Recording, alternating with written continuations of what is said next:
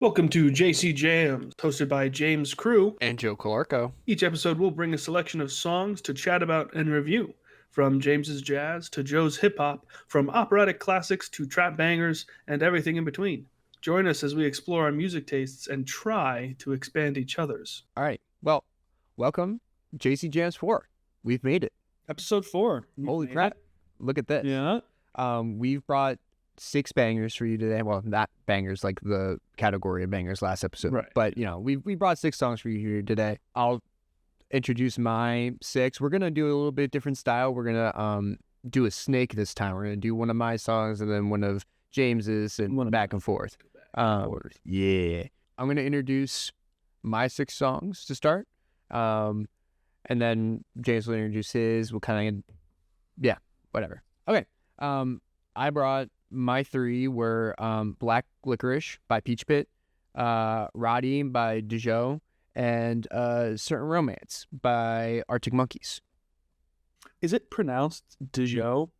Because I was just like, fuck. That's a funny way to spell Joe. I think it actually might just be Joe. I bet you the guy's name is just Joe. Oh, so okay. I mean, I'm not sure. Well, it would be pretty funny. We'll get into that later. Okay. Yeah. You're right. I chose 3 songs: "Bamboleo" by Gypsy Kings, "Nature Boy" and by Ambience, and "It Don't Mean a Thing If It Ain't Got That Swing" with Lady Gaga and Tony Bennett. Are we allowed to say Gypsy King?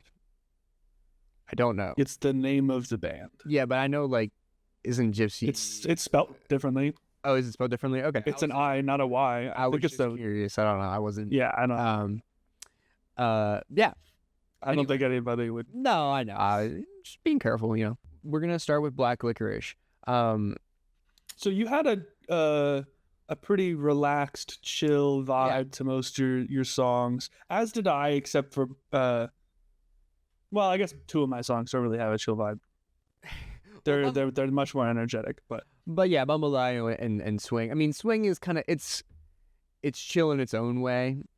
It's got tempo, but it is kind of a chiller groove.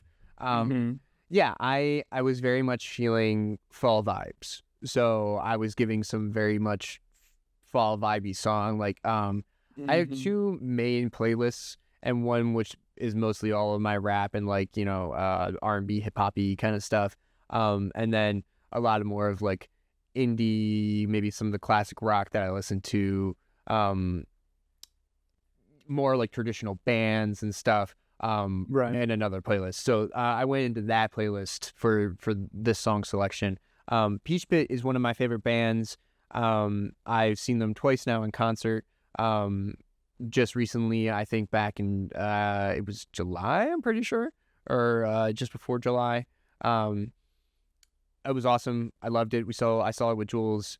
The chorus is the part that I really like, where it's I'm just Black Licorice and everybody that I know would rather leave me in a bowl. Peach Pit has as a band, I've noticed they stick to a very specific song structure, where pretty much almost all of their songs go verse, chorus, verse, guitar solo, back to verse, classic A, B, A, C style of song, whatever. Yep. And I kind of like that about them. There's something about knowing what to expect when you listen to them every time. There is if the repetitiveness of that, where it's okay, every song has a guitar solo is set up in the same way. Yeah, but I feel that's a lot of it's a lot of bands. Yeah. What were your thoughts on this one? I've listened to a fair bit of Peach Pit in my day. It's funny that you were talking about them being very vibey and whatnot, and I quite literally have a playlist on Spotify called Vibes, which I made honestly when I started smoking. And me and my buddies would just listen to and hang out. And absolutely, there was a lot of Peach Pit on it. Yeah. The lead singer has a great voice. He's got a very clean voice. And it kind of reminded me of what Ali said last episode. Where the music is very upbeat but the lyrics are not. Yeah. I dig it. It was good. It was a great song. Yeah. Yeah. My last. But still very chill. It wasn't anything crazy, but it was a good song. Yeah. My favorite part in that is that they actually say Allie's name in it. Chucky says, "Will have to carry me home," and they'll say that's fine. Or wait, no, that's Chucky. Why did I? Allie goes in just like me, but she's on a stride of keeping her shit right in line, unlike mine. Like I love that little part at the end. I always do that early too, like because I always expect it to be at the end of the first verse. Just because I don't know, there's something so nice about the way that he makes his voice like kind of go down when he's like unlike mine. Yeah, great song. Just a quick little chill vibe, and we'll go into another quick vibe into your song. Yeah, we're gonna start with If it don't mean a thing. Well, it's not if. Oh. It's stating a fact, Joe. It's My bad. It don't mean a thing if it ain't got that swing. It don't mean a thing if it ain't got that swing. Lady Gaga and Tony Bennett. Right. So I mean, I have to ask, how surprised were you to see Lady Gaga in this type of music? Well, I'm very familiar with her doing this. Like I've seen a lot of like the clips of her and Tony Bennett together, and I'm aware of, like their relationship. So it wasn't like surprising to me. But it is the first time that I've actually listened to her voice in this style of music. And I think it fits in well. It's very nice. Yeah. I love this song. It's a great time, especially if you have another person who knows it. There's a guy I know named Nick who at a Christmas party one time, we were both like hanging out in the basement, and I think I was humming it, and he was like, "Is that a don't mean a thing? Did I got that swing?" And I was like, "Uh-huh." And we both just started singing it, and he took Tony Bennett's part, and I took Lady Gaga's part, and we just like lit up. It was great. It's a fun time. And I am gonna squeeze a little music lesson. This is how we'll get our time. Yeah, please go ahead. For all three of my songs, I have a bit of a genre thing to tell you about. Do you know what swing is? I mean, like I'm aware that it's no, not really. Like I know that. Okay. I know that it's in music. Like it's a technical term of like it's holding a note and like type shit. Like, am I completely getting this wrong or?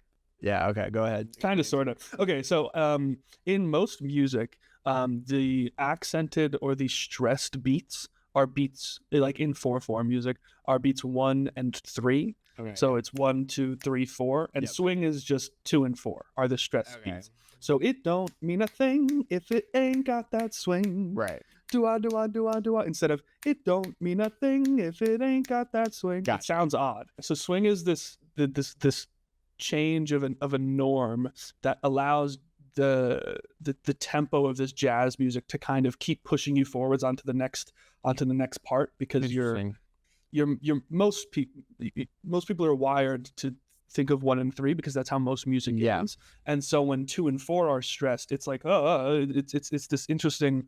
It helps the music really keep going. Yeah. Flow. Yeah. Well, it's less of a flow. It's more of a driving force. Okay. It's at least to my mind. Yeah, in your experience. Yeah. But yeah, It Don't Mean a Thing If It Ain't Got That Swing is a classic. I'm pretty sure it's from a Broadway show as well. There's a million people have done different versions of it. But this is my preferred one. Yeah. Same with another coming up song. There's a million versions of it. I have in here literally what you said, that this is a classic. And then my favorite part of this song was Lady Gaga sneaks in a little ad-lib at the end of a chorus where after she goes like the doo-wop part, she goes Tony Gaga. Yeah, I fucking that was so cute, dude. Yeah, she's so good. I love her voice. She's so talented. Her flair is just unmatched. Like, you know, her style and all that. Yeah, at the end of the song, it's just so good. Yeah, and then also I thought that you're probably gonna correct me on the instrument, but was it a saxophone solo? Yes. I almost want to listen to it briefly just to be sure. So the first solo is a trumpet. Oh, the second solo is a saxophone. I was thinking of the second solo. I know that for sure. Mm-hmm. I mean, I like the first one too, but there was something about that second one. Sorry, You're good. took another bite of the donut. I probably should finish chewing before I speak. Yeah, I was definitely talking about the second one. I mean, I liked the trumpet one. Yeah. There was something about like the lower tone of the saxophone. Oh, An alto sax or No, that's the saxophone. The lower, I believe it's an alto, which means playing those low notes is like not what it's really supposed to do. It is difficult, but whoever's playing that saxophone nails it, man. They're beautiful. Those low tones are gorgeous. No, I thought that was like one of my favorite parts of the song for sure too. Really carried it throughout the ending. Kind of gave it that nice little climactic moment, and then you add Gaga's voice on top of all that. It's really nice. To my next song, and I might give you a second here. Yes. Okay. No, I'm back now, but gotcha. No worries. I'm gonna be pasting a "Please Stand By" over my camera. All right. My next song I chose was Roddy by I think it is just Joe. And I say that because you are correct. The guy's name is just Joe. Have you ever watched Stranger Things?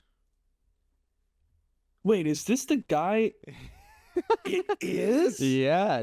I didn't make that connection because his profile picture on Spotify obviously doesn't look like him in the show. But yeah, that's funny. This is Joe Keery. This was a song that was first suggested to me by my buddy Aiden. Aiden's one of my best friends from middle school and high school. And he was like, dude, you gotta listen to this song. And, you know, it's so fire, you're never going to believe who made it. So that's always a nice little fun fact for people that don't know. Yeah, that is cool. Yeah. Yeah, obviously, I was hoping that you didn't. Literally, when you said that in the opening, I was like, oh my God, he did the thing. So I'm actually glad that I said a name wrong for once because it actually set up what I wanted. Yeah. But yeah, I love this song. This is another one where I guess the chorus just grabs me. His voice is the perfect melodic tone to put over this beat. I think like the background track. There's something about it that makes you feel nostalgic, even though like you don't have a specific memory to be nostalgic about. Does that make sense? Yeah, I think that's an indie music thing. Yeah, for sure. I definitely love that feeling. I will say that I'm not the biggest fan of the beat switch up kind of thing at the end when he sends it to retrograde or whatever. It's not my favorite. Some people, like when I was talking about this with Jules, she loves that part apparently. And I can like, I'll talk about it. Yeah. I have a feeling that you and I have similar feelings on this. Okay. I don't know. It becomes like really. Is it too striking of a difference? Yeah, and it happens too quickly, I think, as well. Where like he kind of ends into the chorus and then immediately it's like switch up. Yeah. That being said, I still enjoy it, and it doesn't completely ruin the song for me. Like the first time I listened to it, I was giving my buddy shit. I was like, but the ending part like sucks. And then I don't know, I kept coming back to it and I was like, it's really not that bad. And you know, sometimes I enjoy it and then sometimes I'm like, all right, I'm skipping the end of the song. Yeah. So yeah, give me your thoughts. Yeah. He's got a nice voice. Yeah. I wasn't now that I know who he is. I of course love a synth. Yeah. I was impressed that it's one guy. I presume it's just him. Yeah. Which is always impressive. But I want to say that that indie feel to it feels kind of generic. It feels relatively plain, at least, or lacks that flair that I really like in music that I listen to. Until that breakdown bit, and I wrote, I like this breakdown, and it's a cool way to close out. However, I wish that in my mind, obviously it's not the way this person envisioned the music, so it's not the way they made it, but in my mind I feel like if it was a chorus and verse difference for these two different themes, we'll call them, or styles, if they were chorus and verse that were swapped between, I think that could work. But again, I didn't write the music. I'm not. So explain that concept a little bit to me, because I don't not quite So understanding. So the drastic differences in the music of the front and the back of the song are, I think you're right, too drastic. It happens very quickly, and I think if throughout the song it was doing that regularly but in shorter bursts. Yeah, like little hints of it. Okay, that's what I thought you were saying, but I wasn't quite sure. Yeah, in my mind, it just becomes, okay, the chorus or the verse is should be overlaid over this portion of the thing, and I mean, obviously, it would be rewritten, and the melody would be separate and different. But I think there are definitely ways that sharp difference could be dulled down. Yeah. And not in a bad way. I say dulled down because because it's so drastic. Right. It was funny. I told you beforehand, but obviously I listened to all the songs I played for my girlfriend Jules and my mom. And my mom, that was her biggest gripe with the song. She was like, "Oh, it's switched up too fast. Like, it's too drastic." And I was like, "Yeah." But I do like what it switches to. It's not bad. It's just such a stark separation. Yeah, and my issue is not with the way that it sounds. It's just with the way that it is in the context of the song itself. But yeah, I mean, this was, from my understanding, one of his first breakout songs. That kind of got everybody to notice that he was making music and stuff on his own. He has a song that really blew up. Hold on, I'm going to pull it up. It's called End of Beginnings by Joe. Yeah, that has End of Beginnings has over 1 billion streams. 1,756 million, 1.7 almost 2 billion. Yeah, almost 2. Well, almost 2 is 300 million. Yeah. But once you break 1 billion plays, that's pretty much nothing. Yeah. So yeah, I've been following along with him a little bit. I like a lot of his stuff, so I felt that was a good time and this kind of fall-y vibe to put. Yeah, for sure. Well, not a fall vibe. Turn. Not a fall vibe. Not a fall vibe, but quite the vibe. Absolutely. I think one most people here have at least heard, whether or not they know who it is or what the song's called. Yeah.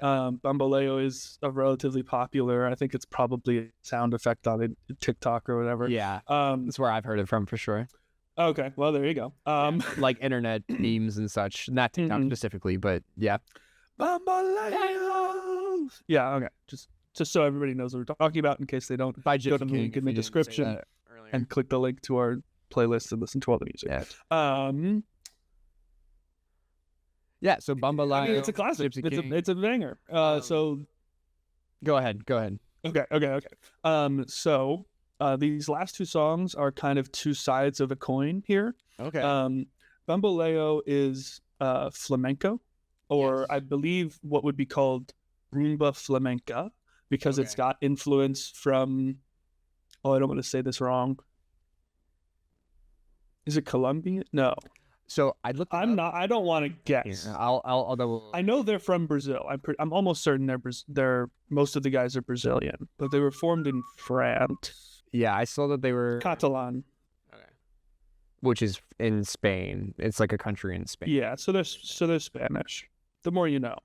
But it has like the Spanish Latin American flair with like some French like infusion. Am I wrong or no? I mean, I don't really know what French infusion would be. Frankly, I don't. Okay. Oh no, hold on. I'm sorry. This is what they were technically born in France.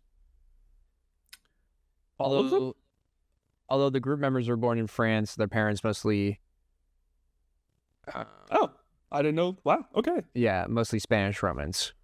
I didn't realize. The more you know. They perform mostly in Spanish, but also a mix of Catalanian, French, and languages of South France, such as Occitan. I'm not saying any of these words correctly. Interesting. Okay.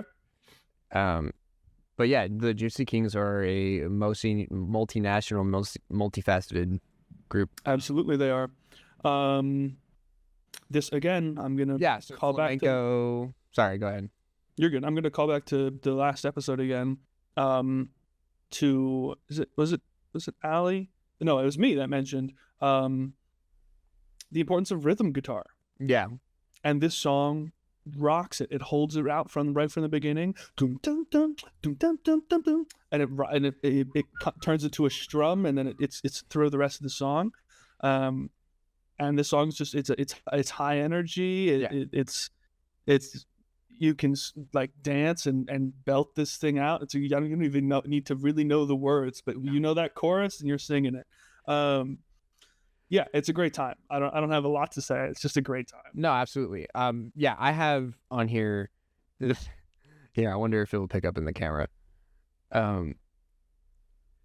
I have Bamboleo, and then a couple of like the Latin emoji dance people, just because like the first time I listened to it, I was like, oh, I know this song. This is so funny. And then like that was my first thought, was to write that. You kicked right off into it. Yeah.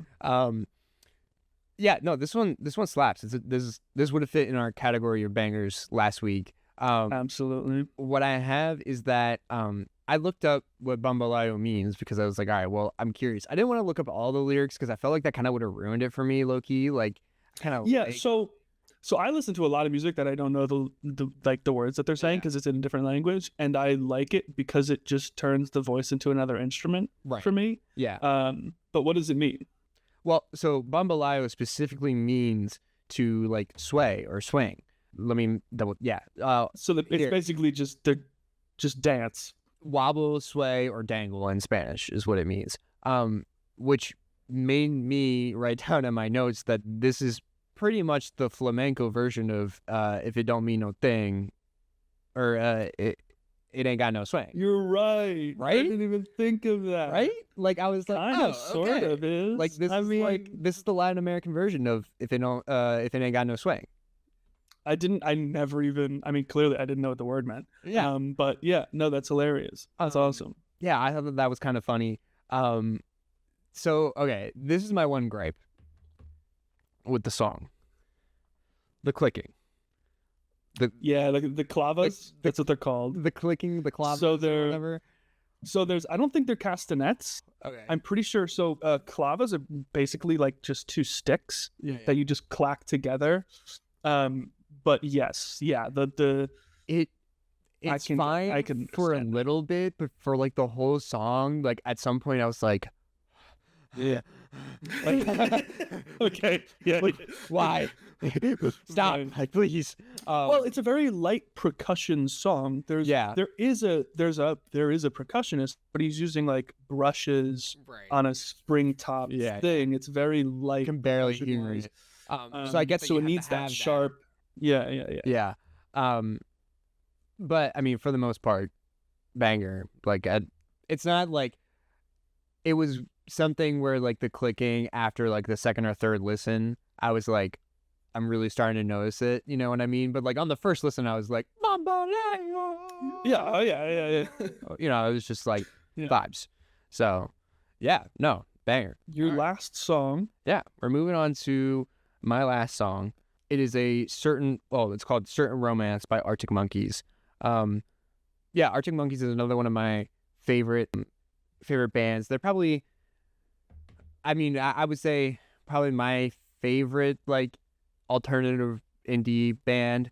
I love Peach Pit, but they're probably like more of the moment for me right now. I've been listening to Arctic Monkeys, since middle school. They're not as timeless. Yeah. Well, they're also new. So exactly, they're newer. So they haven't had that chance to stand up to the test of time and such. But with that being said, I chose the song specifically because it's a little bit longer, and because it's a lot of instrumental. But this to me is how you have to do it. Like, so. So to begin, obviously the beginning of the song is the big build up with the guitars come right in, like the, and then you add the drums in, and it goes from that to like the striking, like, and it slowly turns into like the very nice vibey, I always imagine myself like it's like you were in like driving through a storm and then you come out on the other side of the eye of the storm type shit. With a very nice like I'd be curious. Yeah. I'd be curious what the song before this in the album is, and if that is why it's like that. Yeah. I forget off the top of my head. I've listened to the album once, like all the way through before, but it's definitely been a while. Yeah. And then I love his like kind of overly British voice in this. I think it's kind of funny that he's like his accent is very much coming through, because for the most part, like British bands usually try to hide their accent a little bit. This was back. It was funny because like I think one song I've recommended was rap, and it was like a UK based group. Yeah. Hold on. I want to pull up when this came out. 2006 is when the album was released. So I think it's also like a little bit of like a different time where, like, you know, back in the day when you were like the Rolling Stones and the Beatles and whatnot, like I'm sure there was more pressure to sound American to be able to sell to multiple people. And around like, you know, 2006 is that time where like you don't really have to do that anymore. Like you can be kind of who you are as an artist, and you know, if people find your stuff, they're going to get attached to it. I think it's really nice. And then obviously you get the big grand guitar solo at the end of the song as well. I think it all just fits really well to make a really nice song. Yeah. I thought it was great. Yeah. I felt that the beginning was very Rasputin. Yeah.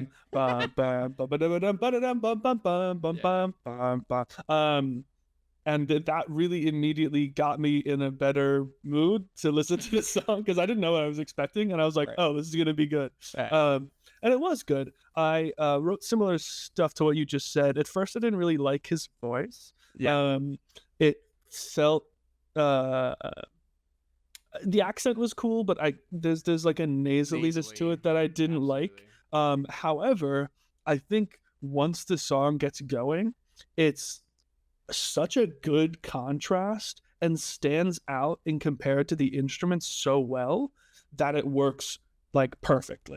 And whether or not that's because it was just mixed well and they brought his voice up above the instruments so that it did that purposely, or that was just like how his voice how his voice cuts through like that. Either way, very well done. I think they nailed it with that. But yeah, it was an enjoyable song.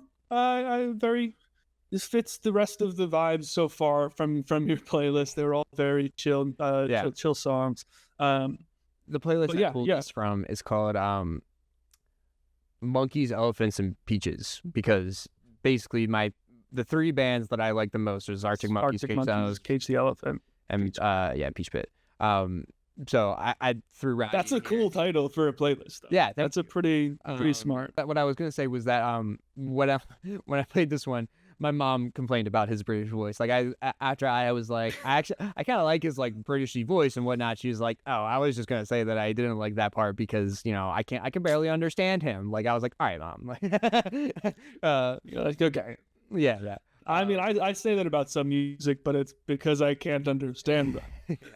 I wasn't playing it at the highest of volumes for her, so maybe it was a bit of a volume thing for her as well. But that's always a thing. I listen to my music loud enough in the car that I can sing it loud. Right. Yeah. Well, we were trying to have the conversation and stuff over it. Yeah. If we're ever in the car together and I'm the DJ, we will not be talking because I will be jamming out the whole time. I feel that. Okay. Good to know. Yeah, that's vibes. Yeah. Okay. Let's talk. Last one. My personal favorite. One of my personal favorite songs. Period. All right. Nature Boy. Specifically this version by Ambience. Okay. Is an all favorite song of mine. Real quick. Yeah. You how about you talk? You give me your before you get into it, because I think that this is funny. I see that this is a band called Ambience. I see that this is like or Ambiance. Ambiance. I see that this is an over 5-minute song. And I think I immediately texted you, didn't I? Where I was like, yeah, you immediately texted me. Like, are you like 2 weeks in a row, bro? Like, come on. And it's because this has like a very long instrument. Yeah, there's like a 1 minute musical intro. And then finally the lyrics kicked in, and I was like, like a great wave of. It's like, all right, something to like catch on to. So with that in mind, taking out the intro, I think if you make it 30 seconds instead of a minute long, I think would be fine. Okay. It is a bit long, but I like it. Yeah, no, and I understand. It's part of the build up, and it's that kind of like cafe style of music. Yes, absolutely. Which immediately lounge jazz. Yeah, immediately when her voice comes into the song, I'm like, oh, okay, I get it. Like it was driving me crazy, and then I was like, oh, okay, all right. Like now I get it. I'm glad. And it was the same for those of us in the car too. Specifically, Jules. She was very much like, can't you just skip it? Like if it's a minute and a lot, like can you just DNF it or something? Like can't you just tell them that you couldn't get through or whatever? I was like, no, you have to give it a shot. And then when the lyrics came in and she started listening to it, she was like, what's this called? Send it to me, because she's like, this is like the exact type of thing that I would love. She's like, this is the type of thing that I would love to pretend to sing, like walking around the house and stuff, right? And I was like, no, it's that vibe where like you're like sashaying throughout your house. Yeah, yeah. Well, it's just so smooth, and her voice is gorgeous. She's got a beautiful voice. Yeah, I wrote that down in my notes here. Hold on, let me pull those out again. There was a boy. Oh, so the first thing I have is that it definitely lives up to the band name in this song. yes, it does. Yeah. And then the rain sticks in the background reminds me of elementary school. Like it brings you right. Did you do that? Yeah. My mom heard those in the background, and I thought that was such a good shout. She was like, she didn't like it personally. I thought that it was cool, but she was like, no, it brings me back to like. She works in elementary school. She's like, no, it brings me back to like the music room. Like, oh, like right? Yeah, but we love that. It's nostalgic for us. Yeah, I was like, yeah, no, it brings me back to the music room where I was the kid being super annoying, the music teacher being like in the corner, like, we shall him with the rain stick. Yeah. And then I have the little zippy thing. What's it? I don't know what the instrument is called, but it's something that they're very clearly like they're like scraping along. It's like yeah. But it's like a clicking noise. Yes. It's called I believe it's called a guiro. Okay, yeah. They're famously little frogs with humps on their back. Yeah, that's what I thought. I've seen the frogs and like chameleons and stuff. That was exactly what I was imagining. Everybody's elementary school music teacher had a frog. Yeah, every single one. Yeah, I said that she has a beautiful cafe voice, right? Like this beautiful cafe song kind of a thing. But my mom said that she reminds her, her voice reminds her of Kate Bush. I don't personally know who Kate Bush is. Do you know who Kate Bush is? Yeah, Kate Bush is a fantastic singer. Absolutely gorgeous voice. Yeah. Yeah, I see that. I figured that you would know. I'll have to show you some Kate Bush. Yeah, please, very good. Kate Bush. Yeah, I figured you would know that, so I gave that shout to you. But yeah, no, I thought this was good. I actually really enjoyed this song. I thank God that you enjoyed it. So this is my music lesson for this song. All right. So the last song, Bamboleo, is flamenco, right? Mm-hmm. So the other side to the coin that I was talking about is Nature Boy, and this is what is called bossa nova, which is probably one of my all-time favorite genres of music. Yeah. Is this South American lounge jazz, smooth, like swingy almost. It's I can never get enough of bossa nova, and I never know the words they're saying because I don't speak the languages, but that makes it, I think, better, frankly. There will be more bossa nova coming. Okay. So I guarantee you. I was vibing with bossa nova. But yeah, this is absolutely one of my all-time favorite songs. Like I walk around humming and singing this song on the regular. Fun fact about this song is that the original by Nat King Cole, or the King Cole trio or whatever it is, isn't actually the original. The original was made by a guy named Eden Abez, Okay. and he played it for a bit. It didn't really become very successful, and then he gave it to Nat King Cole's valet, who gave it to Nat King Cole, and then he made it famous. Wow. That's a pretty cool story. Pretty crazy stuff. Just to be like, here, give this to your boss and see if he likes it. And That's then boom. Classic, like, old-timey story. Yeah.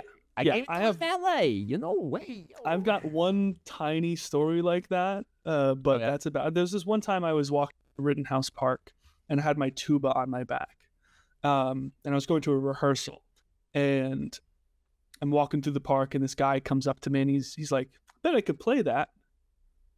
I'm like, "Oh yeah?" He's like, "Yeah, I play cornet." I'm like, "Oh, cool, cool, cool." And he, out of his messenger bag, not in the case, not in anything, just pulls open his messenger bag and takes out his cornet, just like carrying it around, and he starts playing. That's awesome. And I'm like, okay, I can dig this. And I sit on the wall in the park and I take my tuba out of its case and I start playing a little bass line for him, and he starts soloing over the bass line I'm playing. And then a guy from across the park who is playing saxophone walks over, and suddenly we're playing a jazz trio in the middle of the park in the middle of nowhere. Wow. And it was like one of the coolest experiences Yeah. of just spontaneously like making music with a group of people. That's awesome. It was really, really cool. But yeah, that's my one of my weird music. I don't know. It's just these odd. You never know what life brings. No. The world is a fantastical place sometimes. Yeah. Real quick, you kind of set the perfect scenery for me when you said bossa nova. Like, I immediately was brought to my family in Sicily. My one, I guess it's uncle. He's married into the family, but whatever. We love him, Gaetano. He owns a fruit shop. Gaetano is basically hustled by selling fruit. He started as like a stand on the corner, moved his way up to buying a truck where he was able to drive around and then sell fruit, and now he's got his own storefront. Right next to his storefront is a cafe, coffee shop place. The road that it's off of has like an overlook where basically you're looking to the mainland of Italy, and it's just this like beautiful scenery where like you can see like the cruise ships and you know, just like the little peninsula, like, and all that stuff. And I can hear the bossa nova type beat music, you know, in like a cafe like that while I'm like looking out over the ocean and shit in Italy, like sipping on a cappuccino or whatever. Like, Yeah, vibes. absolutely. That's shout out Leo beautiful. Yeah. Fruits. So Shout out. shout out Leo Fruits and Gaetano. There was, it's funny you bring up Italy and stuff, because instead of It Don't Mean a Thing, I almost gave you like an Italian folk song. Yeah. Yeah, because I was listening to Nature Boy while I Right. was picking other things, and I was like, well, okay, but like Voria would be so beautiful to put after this, Right. or O Sole Mio would be a perfect song to put on after this. Yeah. O Sole Mio, another one of my all-time favorite songs. Well, it was funny That I'll Oh, go ahead. probably recommend. Jammers. Hello. We're back, and we're back on a different day because If you couldn't tell. Actually, you know what's funny? If I literally wore the crew neck that I had in the episode that we recorded, and I have the exact same fit on. Like, All right. Well, I mean, I guess I do my laundry a little more often. hey, I did my So lunch too. It's so okay. clean. It's all clean clothes, but I have my going to the Flyers game fit and my watching the Flyers game at home fit. And last night was All right. So we forgot our bit at the end of our episodes. we forgot Pirate and Love Song. The pirate and love song bit. So we're gonna do that now. Well, and right then our grievous wrong. right. Well, and not only did we forget, but then we actually recorded it, and I didn't record my microphone. So And it's been days since then as well. So yippee. But we're here. because we're professionals. We're professionals. Totally. We're making a lot of money doing this. Internet issues plaguing us just like the last time, but unlike last, plaguing you. We're gonna speed through. Okay. It don't mean a thing if it ain't got that swing. Black Licorice, pirate song. Don't mean a thing if it ain't got that swing. Pirate song. Pirate song. Roddy by Joe. Pirate song. I think that was the one I debated could be a love song, but I think you're right. oh no, it's definitely a pirate song. It's the Something's wrong. it's the Arctic Monkeys. Yeah. The next right. your next one. So Joe, pirate. Roddy Joe, pirate. Bamboleo is a pirate song. Definitely. Certain Romance, we just said, is kind of in Arctic Monkeys is in the gray area. Yeah. Yeah. But I lean, I think, a little piratey, a little bit more piratey than anything else. Mm-hmm. And then Nature Boy is obviously love song. A love song. Very much a love song. So, okay. Oh my God, we did it. All right. We're going to do a quick little wrap up because my internet was having a hard time, but we're back now. Yeah, we were very rudely interrupted, and I don't remember what we were talking about. In Italian music, your uncle's fruit stand. Basically, I'm gonna recommend you some Italian folk songs that are some of my favorites. Songs that I will absolutely be singing when they're recommended. Hell yeah, beautiful. Yeah, I went with more of like I wanted to show a little bit more of like my range since I've been doing a lot of just rap specific. So this is kind of more of like some of the other things that I listen to. Next time I'm introducing you to some rappers, and one is very specifically somebody that I know you're not going to enjoy, but I want to have the conversation about him. Okay, that's fair. I've got a Frank Zappa song saved up for when you give me something you know I'm gonna hate. Yeah. So I can show you something you're gonna hate. Yeah. I also hate it, but beautiful. So yeah, I guess our next episode is gonna be a little bit of a hater episode. Well, next episode, I think we're going to have more guests. Oh, maybe some possible guest stars. Okay. Yeah. All right. Absolutely. Well, that might always change what I pick because I don't. Yeah. We don't want to show our guests a bad time, so we'll pick good songs for when they're here. We'll torture each other when we're on our own. As always, people, please like, comment, subscribe. Drop. Give us click that link. Check out our description. Give us more suggestions, please. And we will see you all in the next one. Bye-bye. See you later, jammers. Also, check out the new flyer strip, bro. I know. Yeah, check out the Jane remover, bro. Check out our drip.